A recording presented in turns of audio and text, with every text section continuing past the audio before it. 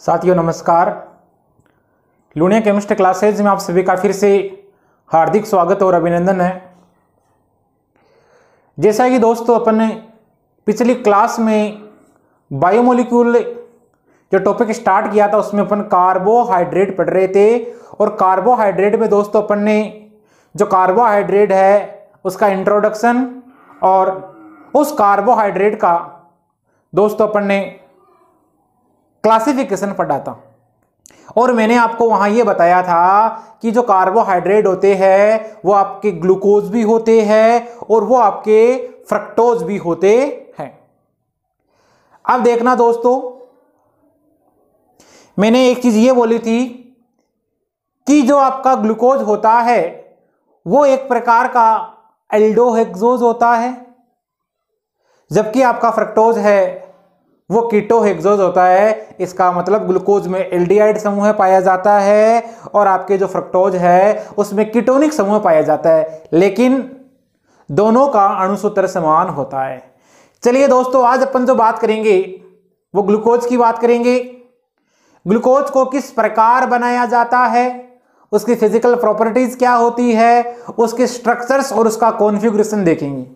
चलिए दोस्तों, अपन जो शुरुआत करने जा रहे हैं आज ग्लूकोज की। देखिए दोस्तों, ग्लूकोज के बारे में आप जानते हो कि इस ग्लूकोज का जो अणुसूत्र होता है, मोलिकुलर फॉर्मूला होता है C6H12O6 होता है। इसके अलावा ये जो ग्लूकोज है इसको आप बोलते हो एल्डोहेक्सोज, क्योंकि C1 जो कार्बन है आपका एक नंबर कार्बन पे क्या पाया जाएगा, आपका एल्डिहाइड समूह होगा, यानी वो एक नंबर कार्बन यही होगा।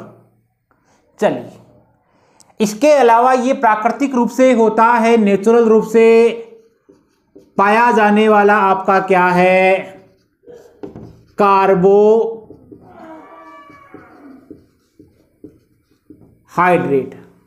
नेचुरल रूप से मिलने वाला कार्बोहाइड्रेट होता है दोस्तों।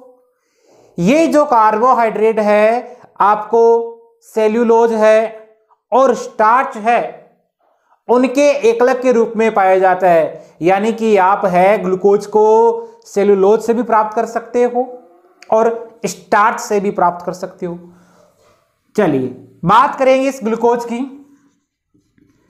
तो ग्लूकोज आपको संयुक्त अवस्था में भी मिलेगा और आपको ये मुक्त अवस्था में भी मिलता है। नेचर की बात करेंगे, ग्लूकोज आपको संयुक्त अवस्था में भी मिलेगा और ग्लूकोज आपको मुक्त अवस्था में भी मिलता है। चलिए, जैसे दोस्तों मुक्त अवस्था में आपके जैसे पके हुए अंगूर है,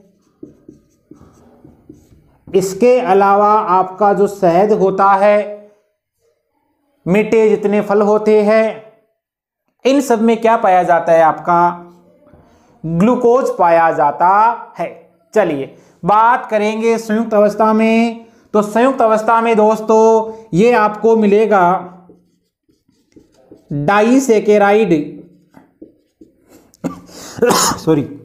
और पॉलीसैकेराइड की फॉर्म में, डाइसैकेराइड के रूप में और पॉलीसैकेराइड के रूप में पाया जाता है। और इसको अपन क्या करते हैं, जल अपघटित करके दोस्तों ग्लूकोज को क्या कर लिया जाता है, यहां पर प्राप्त कर लिया जाता है।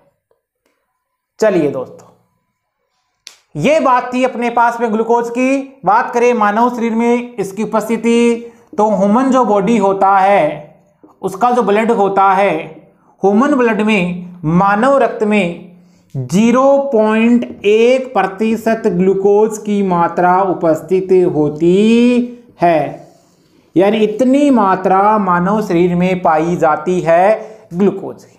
चलिए दोस्तों बात करते हैं ग्लूकोज की निर्माण विधि। देखो, जब भी अपन किसी भी टॉपिक से विशेष बात करेंगे सबसे पहले उसका सामान्य परिचय पढ़ा जाता है। ऑर्गेनिक केमिस्ट्री में जब भी कभी किसी टॉपिक है या फंक्शनल ग्रुप है उसका विशेष अध्ययन करना हो, सबसे पहले अपन पढ़ते हैं उसका सामान्य परिचय। उसके बाद में उसका पढ़ा जाता है उसकी निर्माण विधियां कौन कौन सी होती है। फिर अपन दोस्तों पढ़ते हैं उसकी फिजिकल प्रॉपर्टीज, वो कौन कौन से भौतिक गुण दर्शाता है।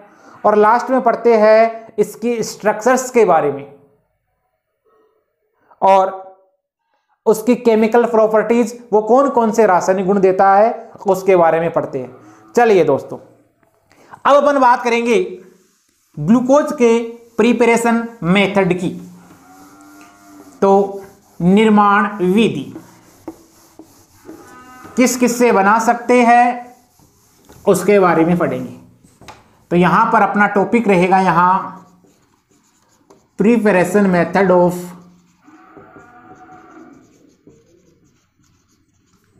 ग्लूकोज। चलिए दोस्तों, देखो पिछले क्लास में मैंने आपको बताया था कि जो ग्लूकोज होता है उसको आप सुक्रोज के द्वारा भी प्राप्त कर सकते हो, इसके अलावा आप स्टार्च के द्वारा भी प्राप्त कर सकते हो। तो दो प्रकार से, एक तो सुक्रोज से प्राप्त कर सकते हो और एक स्टार्च के द्वारा आप ग्लूकोज को प्राप्त कर सकते हो। चलिए, पहला सुक्रोज से, और सुक्रोज जानते हो आप, मैंने बताया था कि इसको बोला जाता है केन शुगर। इसके द्वारा आप क्या प्राप्त कर सकते हो, ग्लूकोज प्राप्त कर सकते हो। कैसे? इसका मोलिकुलर फॉर्मूला होता है C12H22O11। इसका आपको करवाना है जलपघटन।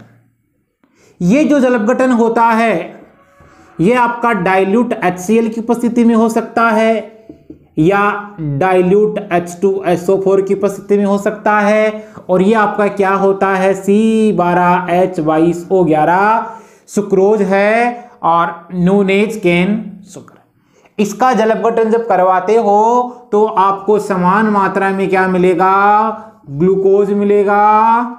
और समान मात्रा में क्या प्राप्त होता है दोस्तों, फ्रक्टोज प्राप्त होता है। और इन दोनों का मॉलिक्यूलर फॉर्मूला क्या होता है, सेम होता है। चलिए, ये तो थी सुक्रोज के द्वारा अपने को जो ग्लूकोज प्राप्त करना था वो अपन ने प्राप्त कर लिया। दूसरी बात करेंगे अपन स्टार्च के द्वारा। स्टार्च से आपको क्या बनाना है, ग्लूकोज बनाना है। तो स्टार्च का भी क्या कर दोगे दोस्तों, जलपघटन कर दोगे। अब मैंने बताया था कि स्टार्च एक प्रकार का आपका पॉलीसेकेराइड होता है। तो देखना क्या होता है, C6H10O5N। इसका आपको करवाना है दोस्तों जल अपघटन करवाना है। जब इसका आप जल अपघटन करवाओगे तो यहां से आपको क्या प्राप्त हो जाएंगे, ग्लूकोज प्राप्त हो जाएंगे। और ये क्रिया होती है उच्च ताप पर और 2 से 3 है आपका ATM वायुमंडलीय दाब। तो स्टार्च के द्वारा भी आप दोस्तों ग्लूकोज प्राप्त कर सकते हो। और ये होता है यहां पर अम्लीय अपघटन, जिसको आप बोलते हो अम्लीय जल अपघटन के द्वारा। चलिए दोस्तों, अब बात करते हैं इसके भौतिक गुण की, क्योंकि अपन ने निर्माण कर लिया और निर्माण करने के बाद अपन क्या करेंगे, इसके भौतिक गुणों के बारे में पढ़ते हैं। अब अपना टॉपिक है यहां physical properties of glucose. Glucose के भौतिक गुण देखना दोस्तों। ग्लूकोज है आपका, इसको एल्डोहेक्सोज भी बोला जाता है। आप जानते हो इसको एल्डोहेक्सोज क्यों बोला जाता है, क्योंकि 6 तो कार्बन होते हैं उसमें, प्लस क्या होता है आपका एक एल्डिहाइड ग्रुप होता है।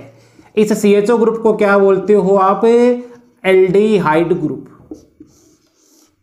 इसको एल्डोहेक्सोज बोलते हो और इसी को बोला जाता है डेक्स्ट्रोज। आपका जो ग्लूकोज हो गया इसको डेक्स्ट्रोज भी कहते हो। चलिए, दूसरी अपन जो बात करते हैं, जो ग्लूकोज होता है वो सफेद रंग का होता है, क्रिस्टलीय होता है और मीठा होता है। दूसरा पॉइंट, ये क्या होता है, सफेद ठोस होता है, क्रिस्टलीय होता है, और क्या होता है, सॉलिड फॉर्म में पाया जाता है। तीसरे पॉइंट की बात करते हैं तो इसका जो मेल्टिंग पॉइंट होता है, जो गलनांक होता है, वो 419 केल्विन होता है। लेकिन बात करेंगे मोनोहाइड्रेट के रूप में, तो मोनोहाइड्रेट के रूप में इसका जो गलनांक होगा वो 319 केल्विन आपको प्राप्त होता है। चलिए दोस्तों, बात करेंगे ग्लूकोज की। आपका ग्लूकोज होता है वो H2O में तो होता है सोल्यूबल, यानी वाटर में तो होता है विलेय, और जल में विलेय होने का इसका जो मुख्य कारण होता है वो ये होता है क्योंकि ये क्या बना लेता है, H बॉन्डिंग बना लेता है। इसके अलावा एल्कोहल में ये होता है अल्प विलेय, विलेय होता है लेकिन बहुत कम मात्रा में विलेय होता है। और बात करेंगे अपन ROR, ROR क्या होता है आपका, ईथर। इस ईथर में ये अविलेय होता है, मतलब ईथर में आपका ग्लूकोज नहीं घुलता है। तो दोस्तों ये एल्डोहेक्सोज होता है, इसको एल्डोहेक्सोज भी बोलते हैं, और इसको डेक्सट्रोज भी कहा जाता है। 6 कार्बन होते हैं और एक आपका एल्डिहाइड समूह होता है। सफेद होता है, ठोस होता है, क्रिस्टलीय होता है, और कैसा होता है, मीठा होता है। मेल्टिंग पॉइंट 419 केल्विन, लेकिन मोनोहाइड्रेट के फॉर्म में 319 केल्विन होगा। ग्लूकोज है वाटर में सोल्यूबल होता है H बॉन्डिंग के कारण। एल्कोहल में क्या होता है, अल्प रूप से विलेय होता है क्योंकि वहां भी क्या बनती है, H बॉन्डिंग बनती है। लेकिन आपके ईथर में क्या होगा, ये इनसोल्यूबल होता है, अविलेय होता है। चलिए दोस्तों, ये बात हो गई अपनी फिजिकल प्रॉपर्टीज की। अब बात करेंगे अपन ग्लूकोज की स्ट्रक्चर्स की और उसके कॉन्फ़िगरेशंस की, लेकिन अभी अपन पढ़ेंगे केवल और केवल ग्लूकोज की स्ट्रक्चर्स। चलिए, और उसको प्रमाणित करने वाली रिएक्शंस, अपना टॉपिक रहेगा स्ट्रक्चर्स ऑफ ग्लूकोज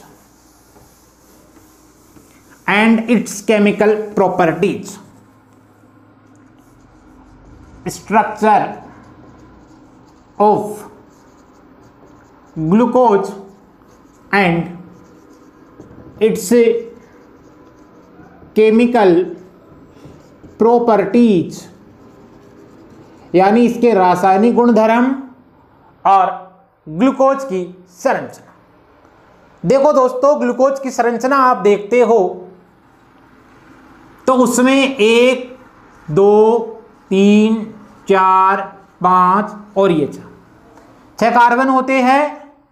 यहां आपका होता है CHO, एल्डिहाइड ग्रुप होता है, यहां H, इधर OH, और तीसरे वाले कार्बन पे आपके ये जो OH है ये लेफ्ट में होगा और ये H, फिर आपका H और ये OH, यहाँ आपका H, यहाँ आपका OH, और ये हो गया आपका CH2OH। अब देखो ये स्ट्रक्चर्स अपने को क्या बताती है, तो देखो ग्लूकोज की स्ट्रक्चर्स आप जब देखते हो तो उसमें एक तो क्या होता है, एल्डिहाइड ग्रुप होता है। तो यहां लिख दूंगा इसकी स्ट्रक्चर में एक तो क्या हो गया, CHO, जिसको बोला जाता है एल्डिहाइड ग्रुप। चलिए दोस्तों, दूसरी चीज बात करेंगे 1 डिग्री अल्कोहल की। आप जानते हो 1 डिग्री अल्कोहल क्या होता है, यानी कि यदि OH ऐसे कार्बन से जुड़ा हुआ है जिसकी डिग्री क्या हो 1 हो, यानी प्राथमिक कार्बन से यदि कोई OH समूह है जुड़ा हुआ है, देखो ये OH समूह है और इस कार्बन की डिग्री क्या है 1 है, क्योंकि केवल एक कार्बन से जुड़ा हुआ है, तो ये क्या हो गया आपका 1 डिग्री। इसका मतलब कितने होते हैं, 1 डिग्री अल्कोहल 2 होते हैं। आई बात समझ में। तीसरी चीज देखेंगे अपन इसमें दोस्तों बात करेंगे अपन 2 डिग्री अल्कोहल की। 2 डिग्री अल्कोहल या द्वितीयक अल्कोहल वाले, समझ गए। तो देखना ये कार्बन इस कार्बन से भी जुड़ा हुआ है, इस कार्बन से जुड़ा हुआ है, इसका मतलब इसकी डिग्री क्या होगी 2, एक हो गया। ये कार्बन देखना इधर भी जुड़ा हुआ है और इधर भी जुड़ा हुआ है, 2 हो गए ऐसे।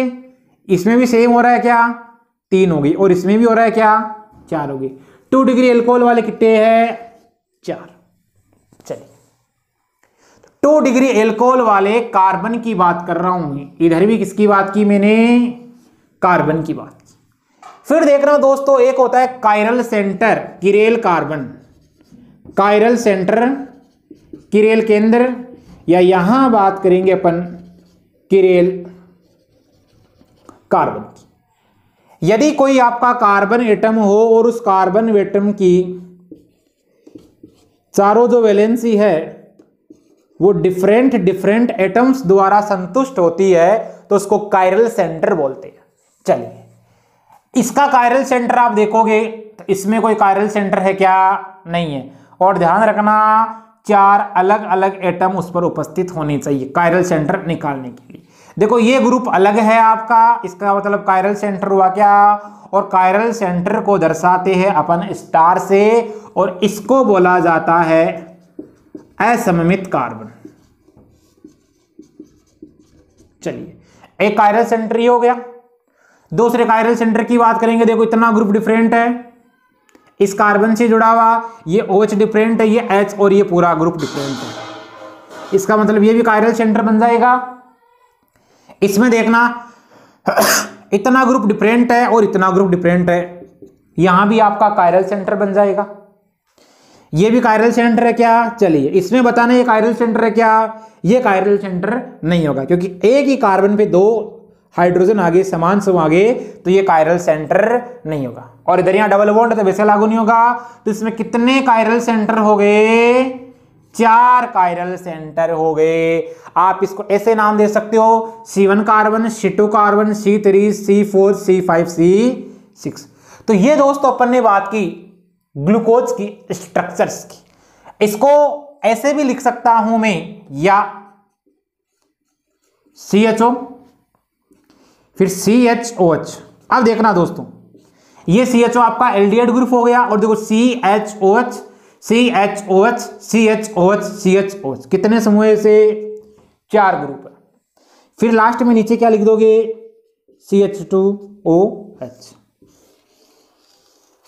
ये लिखा जा सकता है दोस्तों इसको इस प्रकार। चलिए अब आइए अपन बात करते हैं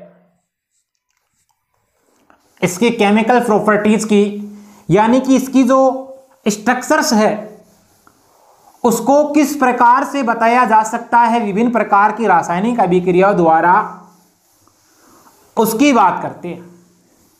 चलिए देखना दोस्तों, ये आपका ग्लूकोज लिख रहा हूं मैं, CHO CHOH का होल 4, और यहां CH2OH। ये है दोस्तों आपका ग्लूकोज। चलिए देखो इसकी रिएक्शन यदि मैं करवाता हूं रेड फास्फोरस के साथ में तथा HI की उपस्थिति में, और इसको यदि गर्म करता हूं, तो ध्यान रखना जहां कहीं भी आपको लाल फास्फोरस और HI दे दे तो इसको बोला जाता है एल्केन का ठेकेदार। ये हो गया ठेकेदार ऑफ एल्केन। इसका मतलब इसके द्वारा हमेशा हमेशा क्या बनेगा, आपका एल्केन बनेगा। अब देखो एल्केन बनेगा तो आपका जो एल्डिहाइड समूह है वो भी एल्केन में कन्वर्ट हो जाएगा, एल्कोहलिक समूह है वो सब क्या हो जाएंगे, एल्केन में कन्वर्ट हो जाएंगे। चलिए क्या लिख दूंगा मैं, देखो CH3 CH2 का होल 4 CH3, या ऐसे लिख सकता हूं, देखो 1 2 3 4 5 6 कार्बन हो गए। और इसके साथ में एक प्रोडक्ट और भी बन सकता है 2-आइडोहेक्सेन, यहां ये बनता है, इसको बोलते हो 2-आइडोहेक्सेन,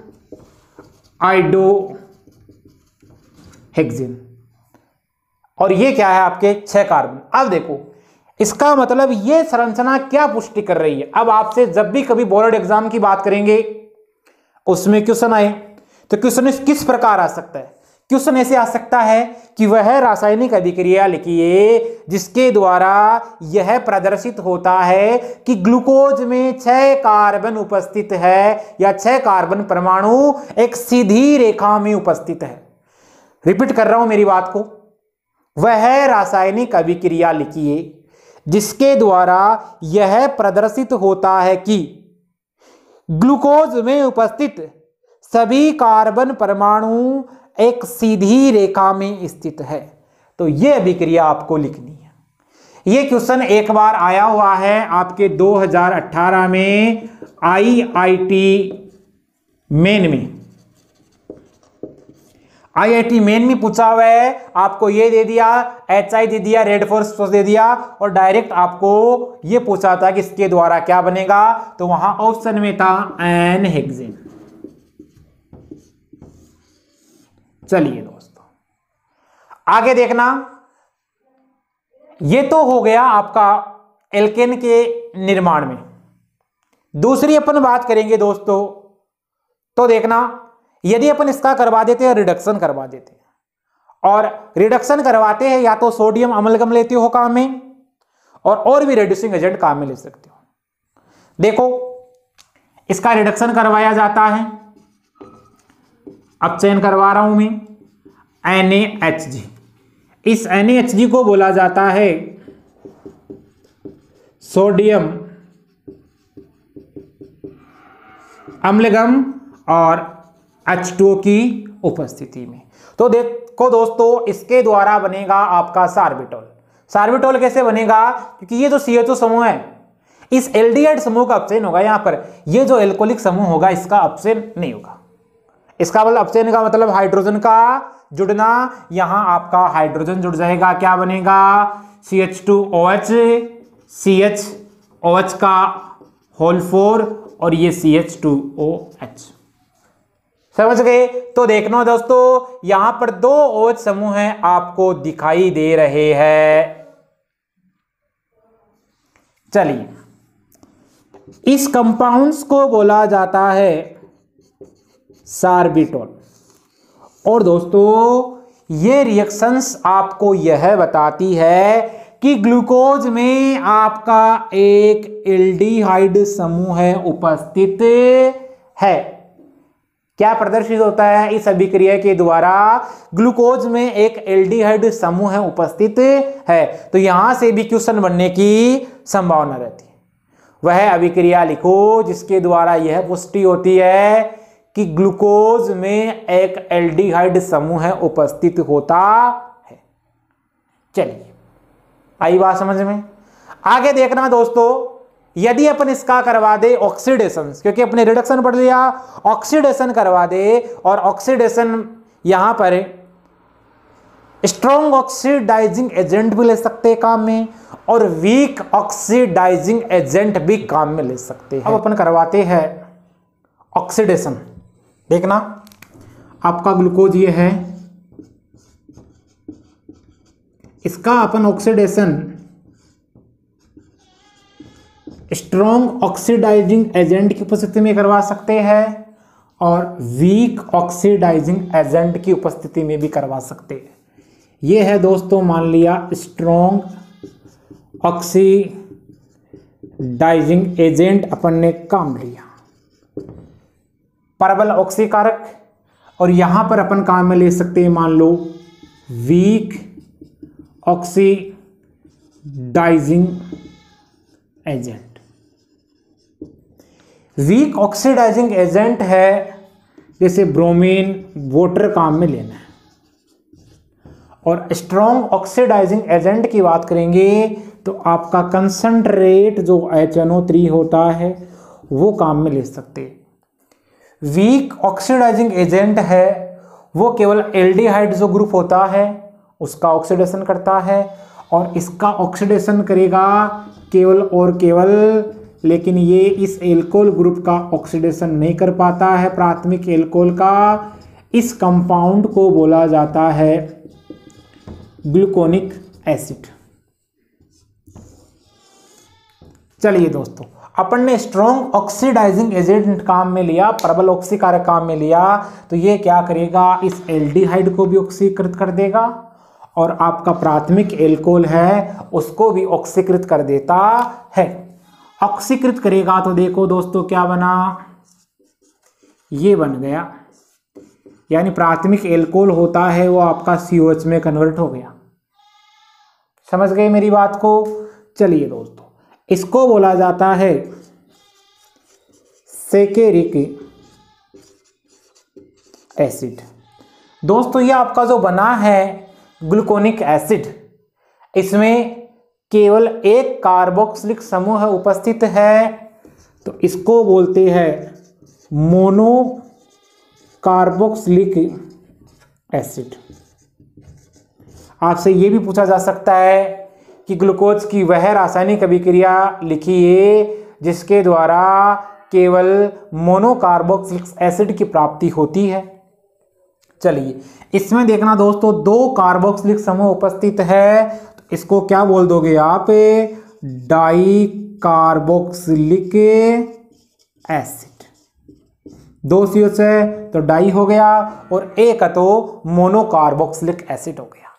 तो ये दोस्तों वीक ऑक्सीडाइजिंग एजेंट और आपके स्ट्रॉन्ग ऑक्सीडाइजिंग एजेंट की प्रेजेंस में इस प्रकार ऑक्सीडेशन होता है ग्लूकोज का, हो जाता है आपके सामने। चलिए देखिए, ग्लूकोज है ये आपका CHOH का होल 4 और यहां आपका हो गया CH2OH। क्लियर है। क्या करवाते हो आप जब इसकी क्रिया करवाते हो HCN के साथ में, देखो यहां पर जो रिएक्शंस होती है उसको बोलते हो आप न्यूक्लियोफिलिक एडिशन रिएक्शन, नाभिक स्नेही योगात्मक अभिक्रिया। दोस्तों कार्बोनिल कंपाउंड्स की जब आप रिएक्शन पढ़ोगे इस HCN के साथ में, तो वहां क्या होता है, इस CN माइनस होता है इस पर और यहां क्या होता है डेल प्लस। सबसे पहले क्या होगा, ये CN माइनस इस कार्बन पे अटैक करता है, इस कार्बन परमाणु पर अटैक करेगा तो इलेक्ट्रॉन है ये इस बॉन्ड को तोड़ना पड़ेगा और ऑक्सीजन की तरफ शिफ्ट हो जाएंगे, जिसके कारण क्या आएगा, आपका बनेगा CO पे क्या माइनस आएगा, यहां क्या आएगा आपका CH। समझ गए दोस्तों। फिर क्या होगा आपका, ये जो बना हुआ H प्लस है यहां पर ये अटैक करेगा और ये बन जाते हैं OH और ये आपके CN। इसी को बोला जाता है साइनोहाइड्रिन। इस कंपाउंड को बोलते हो आप साइनोहाइड्रिन। और यहां पर आप ये जो वैलेंसी फ्री हो रही है, यहां पर आप एल्डिहाइड भी ले सकते हो काम में और यहां पर आप कीटोन भी ले सकते हो काम में। दोस्तों सेम प्रोसेस होगी यहां भी। क्या होगा, इसको मैं से लिख सकता हूं, चलिए ये आपका डेल प्लस ये डेल माइनस हो जाएगा, क्योंकि आप देख पा रहे हो ये क्या होता है, एक नाभिक स्नेह की भांति व्यवहार करता है, न्यूक्लियोफाइल होता है। ये न्यूक्लियोफाइल कहां अटैक करेगा, इस कार्बन पे अटैक करता है, इस कार्बन पे अटैक करेगा तो इस बॉन्ड को टूटना पड़ेगा क्योंकि वैलेंसी ज्यादा हो रही है और इसके इलेक्ट्रॉन इधर शिफ्ट हो जाएंगे। इलेक्ट्रॉन शिफ्ट होंगे तो आपका क्या बनेगा, HCO। अब देखो O पे क्या आएगा, माइनस आएगा और माइनस से एक बॉन्ड कौन बनाएगा, इस माइनस में और इस प्लस में क्या होगा, अट्रैक्शन होगा, तो यहां पर क्या बन जाएगा HC। समझ गए दोस्तों। तो यहां बन जाएगा आपका OH और यहां क्या आ जाएगा आपका CN। आई बात समझ में। फिर आपका ये CHOH का होल 4 और नीचे लिख दोगे आप CH2OH। इसी को आप क्या बोलते हो, ये जो कंपाउंड बनता है साइनोहाइड्रिन। और ये जो रिएक्शंस होती है इसको बोला जाता है नाभिक स्नेही योगात्मक अभिक्रिया। अब आपसे पूछे कि आपका जो एल्डिहाइड है या आपका कीटोन है, तो वो कौन सी रिएक्शंस देता है? नाभिक स्नेही योगात्मक अभिक्रिया देते हैं, क्योंकि उनमें सबसे पहले क्या होता है, एक न्यूक्लियोफाइल का क्या होता है, योग होता है। चलिए दोस्तों, अब अपन जहां से क्वेश्चन पुटअप हो सकता है, आरबीएससी बोर्ड एग्जाम की बात करें, चाहे आप सीबीएसई बोर्ड एग्जाम की बात करें, चाहे आप कंपटीशन के लेवल की बात करें, दोस्तों यहां से क्वेश्चन ये पूछा जा सकता है आपसे कि वह रासायनिक अभिक्रिया लिखिए जिसके द्वारा यह पुष्टि होती है कि ग्लूकोज में कोई कार्बोनाइल समूह उपस्थित है। रिपीट कर रहा हूं मेरी बात को, वह रासायनिक अभिक्रिया लिखिए जिसके द्वारा यह पुष्टि होती है कि ग्लूकोज में कोई कार्बोनिल समूह है। तो दोस्तों ये आपको दिख रहा है, ये कार्बोनिल समूह हुआ या नहीं हुआ? बिल्कुल हो गया। और इसके द्वारा आपने क्या बना लिया? साइनोहाइड्रिन। क्लियर है? चलिए दोस्तों, अगली रिएक्शन है, वो भी आप पढ़ते हो कार्बोनिल कंपाउंड्स में। तो यहां पर ये जो रिएक्शन थी ना, ये थी अपने पास में HCN का योग करवाना। HCN के योग के द्वारा ये बनते हैं। चलिए आगे देखना दोस्तों, ये तो अपने पास में बन गया जब आप करवाते हो HCN का योग। यदि आप रिएक्शन करवाओगे इसकी हाइड्रोक्सिल एमीन के साथ में, रिएक्शन विथ किसकी? ग्लूकोज की, हाइड्रोक्सिल एम, हाइड्रोक्सिल एमीन जानते हो NH2OH होती है। चलिए दोस्तों, क्या होगा? हाइड्रोक्सिल एमीन के साथ रिएक्शन करवाओगे तो ये हो गया HONH। ठीक है दोस्तों, ये आपकी होती है हाइड्रोक्सिल एमीन। इसको लिख दिया मैंने हाइड्रोक्सिल एमीन। चलिए देखना दोस्तों, हाइड्रोक्सिल एमीन के साथ में इसकी जब क्रिया करवाई जाती है तो बनता क्या है? यहां से एक H2O मॉलिक्यूल बाहर निकलता है और H2O मॉलिक्यूल के बाहर निकलने पर आपके दोस्तों बन जाते हैं ऑक्साइम। ऑक्साइम बनते हैं। कैसे बनते हैं? इसको ऐसे लिख सकता हूं मैं,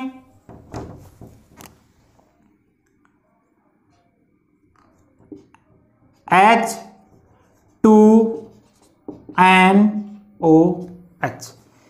यहां से क्या होगा? जब इसके मध्य रिएक्शन होगी तो यहां से एक आपका वाटर मॉलिक्यूल रिलीज हो जाएगा, यहां से वाटर मॉलिक्यूल आपका क्या निकल जाएगा दोस्तों? बाहर निकल जाएगा। और वाटर मॉलिक्यूल के बाहर निकलने पर क्या होगा? देखो, HC डबल बॉन्ड कार्बन से जुड़ा हुआ है, फिर नाइट्रोजन, फिर OH, ये बनेगा HC डबल बॉन्ड NOH आपका। फिर क्या होगा? CH का होल 4 और नीचे CH2OH। इस बने हुए कंपाउंड को बोला जाता है ऑक्साइम या ऑक्सिम। दोस्तों ये भी रिएक्शन अपने को यह बताती है कि ग्लूकोज में आपका कोई कार्बोनिल समूह उपस्थित है या क्या उपस्थित है? कोई एल्डिहाइड ग्रुप उपस्थित है। तो ये आपको ऑक्साइम के बारे में बताती है। चलिए फिर दोस्तों अगली बात करते हैं, एसिटिक एनहाइड्रेट के साथ में ग्लूकोज की रिएक्शन करवानी है या आप ले सकते हो एसिटिल क्लोराइड ले सकते हो। वहां पर आपका बनता है दोस्तों ग्लूकोज पेंटा एसीटेट। कैसे बनता है देखना दोस्तों, देखिए ग्लूकोज पेंटा एसीटेट का निर्माण कैसे होता है। तो यहां लिख रहा हूं मैं, रिएक्शन विथ एसिटिक एनहाइड्राइड और एसिटिल क्लोराइड। तो रिएक्शन विथ एसिटिक एनहाइड्राइड और acetyl chloride. Acetic anhydride CH3CO OCO CH3। Acetyl chloride हो गया CH3CO Cl। चलिए दोस्तों, इसको मैं ऐसे भी लिख सकता हूं क्या, CH3CO का होल ट्वाइस O, यानी ये इतने ग्रुप क्या है आपके 2 बार है, और यहां पर मैंने क्या लिख दिया, ऑक्सीजन लिख दिया। ऐसे लिखा जा सकता है, बिल्कुल लिखा जा सकता है। चलिए दोस्तों, ये CHO CHOH का होल 4 हो गया ये, और ये आपका हो गया यहां CH2OH। इसके साथ रिएक्शन करवाते हो आप, CH3CO OCO CH3। चलिए दोस्तों, यहां से क्या होगा, आपका एक एसिटिक अम्ल यहां से निकलेगा, इस कार्बन से, यहां से तो निकलेगा नहीं, समझ गए मेरी बात को, इस कार्बन से निकलेगा एसिटिक अम्ल, और यहां से निकलेगा। 4 कार्बन तो ये हो गए, और एक ये हो गए, 5 कार्बन, यानी पांचों से यहां से क्या निकल जाएगा, आपका कोई एसिटिक अम्ल बाहर निकल जाएगा। और कितने निकलेंगे देखना दोस्तों, 4 तो यहां से निकलेंगे और एक यहां से निकलेगा। कितने निकलेंगे, 5 आपके एसिटिक अम्ल बाहर निकल जाएंगे। अब क्या करना है आपको, ऐसे जोड़ देना है, तो यहां बनेगा CHO, यहां बनेगा आपका CHO CO CH3, और इसे कितने बनेंगे, ये 4। फिर यहां क्या होगा, CH2O CO CH3। इसको बोला जाता है ग्लूकोज। और देखो ये जो समूह है ना, इसको एसीटेट बोला जाता है, CH3CO को। तो यहां पर क्या होगा, पेंटा एसीटेट, ग्लूकोज पेंटा एसीटेट। दोस्तों देखिए, जो ग्लूकोज पेंटा एसीटेट है, इसका निर्माण होना इस रिएक्शंस में यह बताता है कि आपका जो ग्लूकोज है, इसमें 5 OH ग्रुप, OH यानी हाइड्रोक्सिल ग्रुप या एल्कोहलिक ग्रुप उपस्थित है। ये रिएक्शन आपको यह बताती है कि ग्लूकोज पेंटा एसीटेट का निर्माण होना यह दर्शाता है कि ग्लूकोज में 5 OH ग्रुप आपके उपस्थित है। दोस्तों देखिए, इस रिएक्शन को मैं ओपन करके लिख रहा हूं, क्योंकि आप एक बार कंफ्यूज होते हो देखते ही, तो मैं इस पूरी रिएक्शन को लिख रहा हूं कि किस प्रकार इसका निर्माण हो रहा है, ताकि आप देखो बुक वगैरह में, तो आपके आसानी रहे यहां से देखने के बाद में। चलिए देखना दोस्तों, ये आपका हो गया CHO, इधर आप लिख सकते हो CHOH। कितने हैं ऐसे, 2 डिग्री एल्कोहल वाले 4 हैं, और लास्ट में आपका हो गया 1 डिग्री एल्कोहल CH2OH। चलिए दोस्तों, इसकी रिएक्शन करवाते हैं एसिटिक एनहाइड्राइड के साथ में। ये आपका है एसिटिक एनहाइड्राइड। चलिए कितने लेंगे, मैंने बोला था वहां 5 लोगे, तो यहां भी क्या ले लेते आप, 5। CH3CO OCO CH3, यहां भी ये तीसरा CH3CO OCO CH3, ये चौथा CH3CO OCO CH3, यहाँ CH3CO OCO CH3। चलिए दोस्तों, यहां पर क्या होगा, आपका एसिटिक अम्ल है वो बाहर निकलेगा।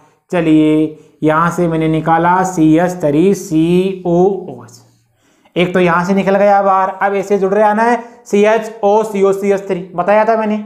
चलिए यहां से भी क्या होगा, आपका OH निकलेगा बाहर, इधर से भी निकलेगा OH इस वाले के साथ में। चलिए यहां सॉरी यहां निकाल दिया ज्यादा, एक ऑक्सीजन एटम और निकाल दिया।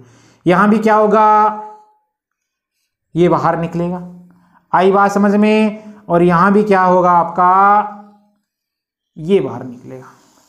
आप देख पा रहे हो कि ऐसे 5 है वो ये बाहर निकल गए एसिटिक अम्ल। अब इनको करना क्या है, जोड़ना ही तो है, तो ऐड कर दो CHO CHOCO CH3 CHOCO CH3, तो लिख रहा हूं मैं CHOCO CH3 CHOCO CH3 CHOCO CH3 और CHOCO CH3। चलिए दोस्तों, ये तो आपके 4 कार्बन एटम हो गए। लास्ट वाला जो आपका 1 डिग्री एल्कोहल है, यहां से OH निकला और यहां से ये निकला, इसका मतलब एसिटिक अम्ल निकला। अब क्या करोगे, CH2O CH3 ऐसे लिख दोगे, CH2O CH3। ठीक है, तो ये दोस्तों आपका जो कंपाउंड बना है, जो अपने पास में बना था ग्लूकोज पेंटा एसीटेट, और इसका निर्माण होना अपने को यह बताता है कि इसमें क्या उपस्थित है, 1 2 3 4 5, मतलब 5 OH ग्रुप उपस्थित है, यह बताता है। चलिए दोस्तों, आगे अपन बात करते हैं। ये अपनी रिएक्शन हो गई। आगे देखना अगली रिएक्शंस। अगली जो रिएक्शंस होगी वो होगी अपने पास में फेनिल हाइड्राजीन के साथ रिएक्शंस। फेनिल हाइड्राजीन के साथ में जब रिएक्शंस करता है तो यह ग्लूकोज आपका बनाता है, ओसाजोन बनाता है, जिसको आप बोल सकते हो ग्लूकोज है तो ग्लूकोसाजोन बन सकते हो। तो दोस्तों देखना किस प्रकार रिएक्शन होती है। एक रिएक्शन होती है मेथाइलेशन होती है, मेथिलीकरण होता है। ठीक है दोस्तों, चलिए देखना, फेनिल हाइड्राजीन का निर्माण करना, सॉरी फेनिल हाइड्रोजन के साथ रिएक्शन होगी, तो यहां लिख रहा हूं reaction with phenylhydrazine, reaction with phenylhydrazine, या आप इसको ऐसे बोल सकते हो, फॉर्मेशन ऑफ ग्लूकोसाजोन, यानी कि ओसाजोन का निर्माण कैसे होता है। चलिए दोस्तों, इसमें क्या करते हैं अपन, ग्लूकोज की कोई रिएक्शंस होती है वो करवाते हैं फेनिल हाइड्राजीन के साथ। हाइड्रोजन जानते हो, हाइड्रोजन का क्या करोगे, एक हाइड्रोजन आपको हटाना है और एक हाइड्रोजन हटाने के बाद में वहां पर क्या जोड़ना, आपको एक फेनिल समूह जोड़ना है। समझ गए मेरी बात को। और फेनिल समूह जोड़ने पर बाद में आप एक बार इसकी रिएक्शंस कराओगे, H2 मॉलिक्यूल बाहर निकलेगा, आपका बनेगा सोल्यूबल कंपाउंड, जो कि क्या होता है, फेनिल हाइड्रेजोन होता है। फिर आप वापिस फेनिल हाइड्राजीन लोगे और उसको आदिकों में लोगे। आदिके में लेने पर आपका क्या प्राप्त हो जाएगा, ओसाजोन प्राप्त हो जाएगा। चलिए दोस्तों देखना क्या करते हैं, आपका एल्डिहाइड ये समूह हो गया, 2 डिग्री एल्कोहल वाले हो गए, और ये आपका हो गया प्राथमिक एल्कोहल। ये हो गया, इसको बोलते हो आप ग्लूकोज। और दोस्तों हाइड्रोजन आपका होता है NH2। ये तो होता है हाइड्रोजन, और मैंने क्या किया, 2 हाइड्रोजन थे, एक हाइड्रोजन हटा दिया और क्या लगा दिया यहां C6H5। इसको बोलते हैं दोस्तों अपन फेनिल हाइड्राजीन। इसको बोला जाता है फेनिल हाइड्राजीन। चलिए दोस्तों, यहां पर क्या होगा, यहां से वाटर मॉलिक्यूल आपका बाहर निकलेगा। वाटर मॉलिक्यूल के यहां से बाहर निकलने पर आप क्या करोगे, CH, फिर N आएगा, फिर NH C6H5, जोड़ दो इसको, CH, फिर आपका इधर CHOH4 हो गए ये, और ये हो गया आपका CH2OH। समझ गए दोस्तों। चलिए यहां क्या करोगे, CH NH C6H5, इस कार्बन के नाइट्रोजन की वैलेंसी पूरी करनी है तो यहां क्या लगा दोगे, डबल बॉन्ड लगा दोगे। इसको बोला जाता है फेनिल हाइड्रेजोन। और ये कैसा होता है? वाटर में इनसोल्यूबल नहीं होता है, बल्कि क्या होता है? सोल्यूबल होता है। तो ये हो गया आपका वाटर सोल्यूबल, जल में हो गया आपका घुलनशील। अब दोस्तों क्या करते हो? पेनिल हाइड्राजीन को आधिक्य में लेते हो, C6H5 आपका NH, इसको मैंने ले लिया आपके एक्सेस में लिया। तो दोस्तों यहां पर जब आप इसको एक्सेस में लेते हो तो यहां वाला ये जो OH समूह है, समझ गए? यहां से क्या होगा? ये रिलीज हो जाएगा और आपका क्या बन जाएगा? यहां पर ओसाजोन का निर्माण हो जाएगा। चलिए कैसे होगा? CH double bond NH C6H5, C double bond NH C6H5। आई बात समझ में? ये हो गया दोस्तों। फिर क्या करोगे? ऐसे CHOH का आपका होल थ्राइस, लास्ट में आपका CH2OH बन गया। यहां से बाहर क्या निकलेंगे? आपके अमोनिया और C6H5 NH2 निकलेंगे, क्योंकि अपन ने 2 मोल लिए थे ना यहाँ पर इसके, तो C6H5 NH2 निकल जाएगा और आपका ये निकल जाएगा बाहर। चलिए दोस्तों ये देखना दोस्तों, इसको बोला जाता है ओसाजोन। ये जो बना हुआ ओसाजोन है, यह बताता है कि इसमें क्या उपस्थित है? कोई कार्बोनाइल समूह है उपस्थित है, और इसको आप ग्लूकोज से बना है तो ग्लूकोसाजोन भी बोल सकते हो। ये दोस्तों बात की अपन ने फेनिल हाइड्राजीन के साथ में क्रिया या इसकी क्रिया द्वारा ओसाजोन का निर्माण करना। अगली जो रिएक्शंस है अपने पास में वो है इसका मैथिलीकरण। देखना दोस्तों, मैथिलीकरण का मतलब यहां पर मिथाइलेशन यानी मैथिल एल्कोहल के साथ रिएक्शन करवाते हो तो यहां पर एक ईथर के समान एक कंपाउंड्स बनता है आपका। देखिए दोस्तों, मिथाइलेशन या इसको बोला जाता है मैथिलीकरण। दोस्तों देखना, आपका ग्लूकोज होता है C6H12O6 होता है। आई बात समझ में? अब इसको मैं से लिख सकता हूं क्या? C6H11 लिखा जा सकता है। फिर आपका O5 हो गया। फिर यहां क्या लिख सकता हूं मैं? OH लिख सकता हूं।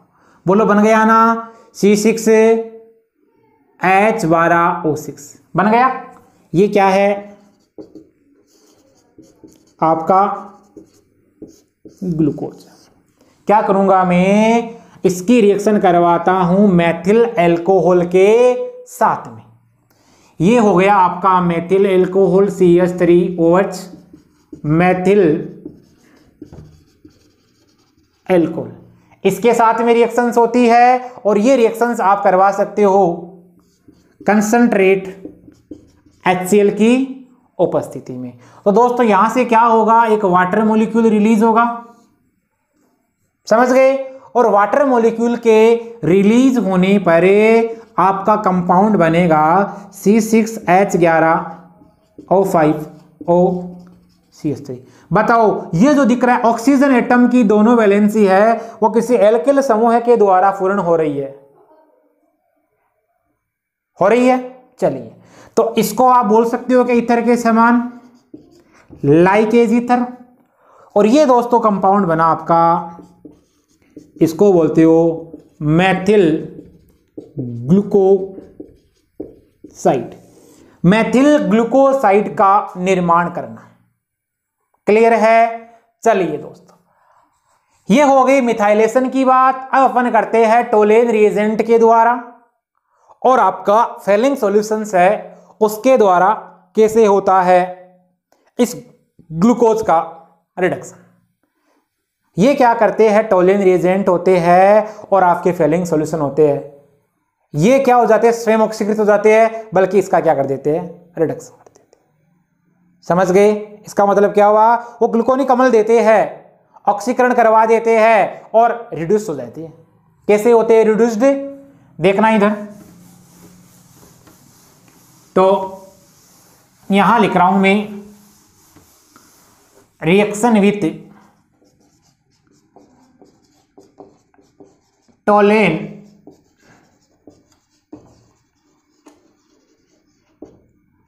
रिएजेंट। दोस्तों देखना, जो आपका टोलेन रिएजेंट होता है, इसकी मैंने आपसे पहले भी चर्चा की थी। ये होता है अमोनिकल AgNO3। AgNO3 क्या है यहां, सिल्वर नाइट्रेट, और इसका क्या होगा ये अमोनिकल AgNO3 सॉल्यूशंस होता है, जिसको दोस्तों आप क्या बोलते हो, टोलेन रिएजेंट बोलते हो। दोस्तों आपका जो ये टोलेन रिएजेंट होता है, इसको जब लैब में तैयार किया जाता है तो आपका सिल्वर लेते हैं आप हाइड्रोक्साइड, और इस सिल्वर हाइड्रोक्साइड की क्रिया है और अमोनियम नाइट्रेट की क्रिया इसके द्वारा बनते हैं। सबसे पहले तो अपन क्या करते हैं, सिल्वर नाइट्रेट लेते हैं काम में, और इस सिल्वर नाइट्रेट की आप करवाते हो रिएक्शन अमोनियम हाइड्रोक्साइड के साथ। अमोनियम हाइड्रोक्साइड के साथ रिएक्शन करवाने पर यहां बनता है आपका NH4NO3 अमोनियम नाइट्रेट। ये बन गया NH4NO3 और AgOH। इसको बोला जाता है अमोनियम नाइट्रेट। दोस्तों अब क्या होगा, आपने जो बनाया AgOH बनाया, ये AgOH क्या करता है, आगे रिएक्शन करता है अमोनियम नाइट्रेट के साथ में। चलिए अब क्या बना देता है, जब भी कभी इनकी रिएक्शंस होती है AgOH की और अमोनियम नाइट्रेट की, तो यहां से आपके एक रिएजेंट बनता है, और इस रिएजेंट को दोस्तों बोला जाता है टोलेन रिएजेंट। चलिए, और वो जो टोलेन रिएजेंट बनेगा वो ये होता है AgNH3 का होल ट्वाइस आपका, और यहां क्या होता है, ये होता है आपका OH। ये होता है दोस्तों आपका, इसी को बोलते हो आप टोलेन अभिकर्मक या टोलेन रिएजेंट। दोस्तों जो आपका ग्लूकोज है, इसका क्या हो जाता है, टोलेन रिएजेंट द्वारा ऑक्सीडेशन हो जाता है और वो ग्लूकोनिक अम्ल में कन्वर्ट हो जाता है। तो देखना, यहां लिया मैंने CHOH का होल 4, और यहां ये आपका हो गया CH2OH। क्या होगा, इसके साथ रिएक्शन करवाओगे, इसको बोलते हो आप टोलेन रिएजेंट। इसके साथ रिएक्शन होने पर ये किसमें कन्वर्ट हो जाता है दोस्तों, ये कन्वर्ट हो जाता है आपका CHO समूह है COH में। हो गया। यदि 2 COH में कन्वर्ट होता तो उसको अपन बोलते हैं सेकरिक अम्ल, लेकिन यहां पर तो क्या होगा, ये ग्लूकोनिक अम्ल ही होगा। क्या होता है, CHOH का होल 4 और यहां आपका CH2OH। इसको बोलते हो आप क्या दोस्तों, ग्लूकोनिक एसिड। बन गया आपका ग्लूकोनिक एसिड। चलिए दोस्तों, तो इसका तो क्या कर दिया इसने, ऑक्सीडेशन कर दिया, इसका ऑक्सीकरण कर दिया। लेकिन दोस्तों स्वयं क्या हो गए, ये अपचित हो गए, और यहां पर साथ में क्या बनेगा 2, ये यहां से क्या हो जाएंगे, बाहर निकल जाएंगे। अब देखना दोस्तों, यहां NH3 और आपके H2O यहां से बाहर निकले इस रिएक्शंस के दौरान, तो आपने क्या निष्कर्ष निकाला, आपने निष्कर्ष ये निकाला कि ये जो ग्लूकोनिक एसिड आपका बन रहा है, इसका जो एल्डिहाइड समूह है, केवल इसी का क्या हो रहा है, ऑक्सीडेशन हो रहा है। क्लियर है। अब बात करते हैं अपन टोलेन रिएजेंट के साथ रिएक्शन होगी और अब आ जाएगा आपका फेलिंग सॉल्यूशंस के साथ रिएक्शंस। दोस्तों आपका जो फेलिंग सॉल्यूशंस होता है उससे बात करने से पहले मैं बता देता हूं कि आपका जो एजी होता है, सिल्वर होता है, ये क्या होता है, टेस्ट ट्यूब होती है, उसकी दीवारों पे जमा हो जाता है, टेस्ट ट्यूब की दीवार पे जमा हो जाता है और टेस्ट ट्यूब की दीवार पर जमा होने के कारण इसे दोस्तों रजत दर्पण परीक्षण भी कहा जाता है। चलिए अब बात करते हैं अपन reduction with Fehling solution, Fehling solution द्वारा अपचयन। तो अगली हेडिंग है इसमें रिडक्शन बाय फेलिंग सॉल्यूशन। दोस्तों देखना, फेलिंग सॉल्यूशंस मैंने बता रखा है, फेलिंग सॉल्यूशन ए से और फेलिंग सॉल्यूशन बी से मिलकर बना होता है। इन दोनों को क्या किया जाता है, मिक्स किया जाता है। ये आपका होता है कॉपर सल्फेट है, उसका क्या होता है, एक्वस सॉल्यूशन होता है, जलीय विलेन होता है। ये होता है आपका सोडियम पोटेशियम टार्टरेट, इसका होता है रोसेल साल्ट।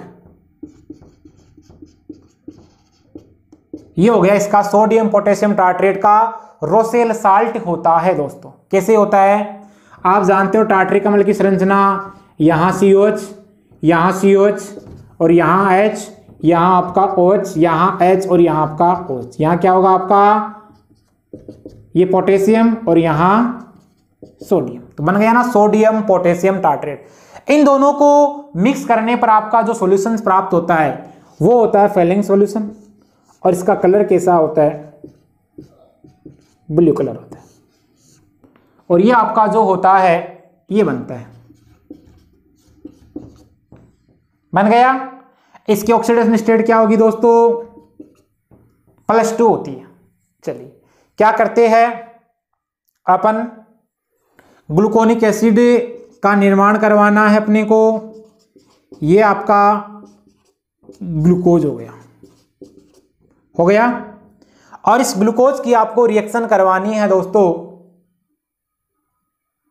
फेलिंग सॉल्यूशंस के साथ में। फेलिंग सॉल्यूशंस में अपने पास में क्या बना था, ये बना था Cu+2 और यहां पर ये होगा बेस की उपस्थिति में OH आपका माइनस। तो देखना ये जो Cu+2 है आपका, ये चला जाता है एक भूरे रंग के पदार्थ में जिसको बोलते हो आप Cu2O। इसका क्या आता है, अवक्षेप आता है, वाटर मॉलिक्यूल बाहर निकलता है। 2 ले रहे हो काम में।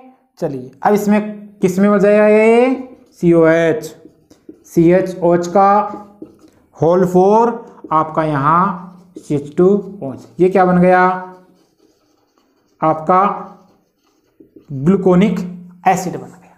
चलिए दोस्तों ये आपका बना ग्लूकोनिक एसिड।